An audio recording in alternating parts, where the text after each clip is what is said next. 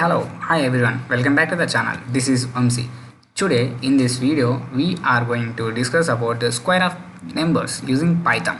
This is a basics of who are learning Python. They want to learn the codes and they want to establish their words. So for them cases I have used this type of coding techniques for them, simple logics to understand basic people who are learning that. Okay, let's move into that code. This is a code is square of numbers. We want to square. Actually, what is the meaning of the square? Square means double. If you have given one of the number, it can be double like that.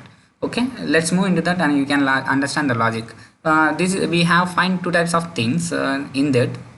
Two logics I will show you. You can watch that. Okay, let's it is a user defined. It is user taken inputs. If input any input you have given, that will have added the square. Okay, let's move into that. Number is equals to int input.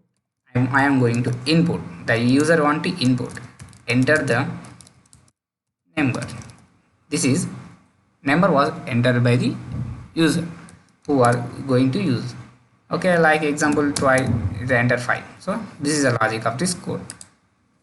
Okay, let's now we want to write the logic for the square of the numbers. So for that case I am using the square. I am using the square variable. Square is equals to number into number, because what is mean by number into number means here square means double, the given number into double. I am giving the number. This is a one type of thing, and I am printing the square, SQUARE square. The number is 25. 5 into 5, 25. The number is doubled. It means multiply each number. Given number is double multiplied. If we give another, we can execute and the given enter the number means I will give 40.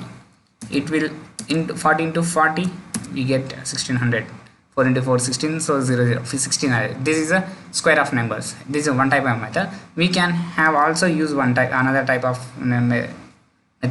Let's copy this code over here, and I'm passing the variables now